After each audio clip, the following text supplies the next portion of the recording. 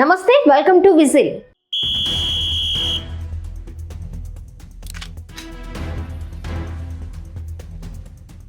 తొలి నుంచి అంతా ఊహించినట్లుగానే తెలుగుదేశం పార్టీకి గవర్నర్ పదవి దక్కింది.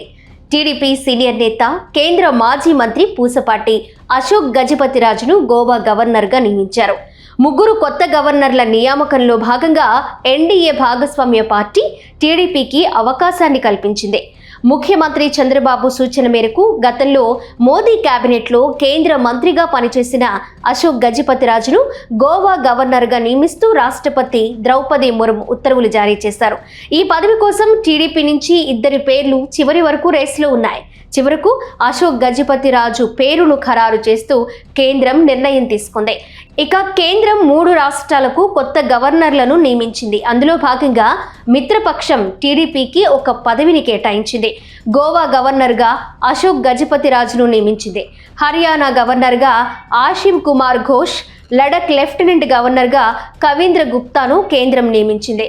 టీడీపీ ఆవిర్భావం నుంచి పార్టీలోనూ ప్రభుత్వంలోనూ పలు హోదాల్లో అశోక్ గజపతిరాజు పనిచేశారు.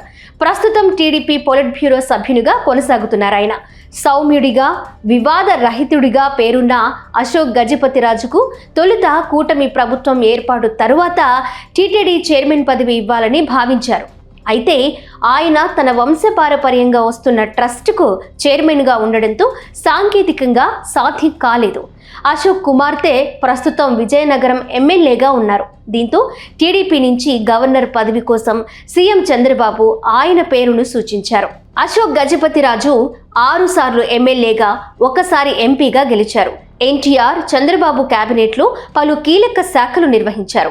అసెంబ్లీ వ్యవహారాలతో పాటు ఆర్థిక, వాణిజ్య పన్నులు, ఎక్సైజ్, అసెంబ్లీ వ్యవహారాలను పర్యవేక్షించారు. ఆయన 2014లో విజయనగరం ఎంపీగా గెలిచిన అశోక్ నాటి మోదీ ప్రభుత్వంలో కీలకమైన పౌర విమానయాన శాఖ మంత్రిగా కేబినెట్ హోదాలు నిర్వహించారు. ఎన్డీఏ నుంచి టీడీపీని బయటకు వచ్చిన తరువాత తమ పదవికి రాజీనామా సమర్పించారు అశోక్ గజపతిరాజు.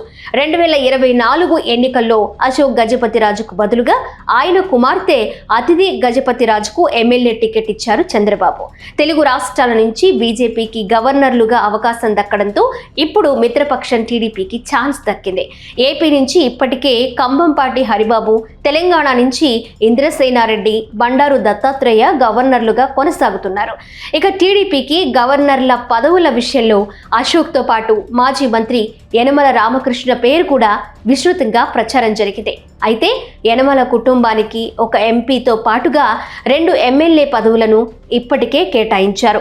ఇక యనమల తనకు రాజ్యసభ అవకాశం ఇస్తే వెళ్తానని, లేకపోతే రాజకీయాల నుంచి రిటైర్ అవుతానని ఇప్పటికే స్పష్టం చేశారు. అయితే పార్టీకి తొలి నుంచి విధేయుడిగా, విద్యావేత్తగా ఉన్న అశోక్ గజపతిరాజు వైపు ప్రధాని మోదీ, సీఎం చంద్రబాబు ఆసక్తి చూపినట్లు తెలుస్తోంది.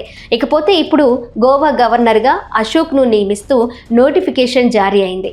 గోవా అసెంబ్లీ ఎన్నికలకు సరిగ్గా 1.5 సమయం ఉంది.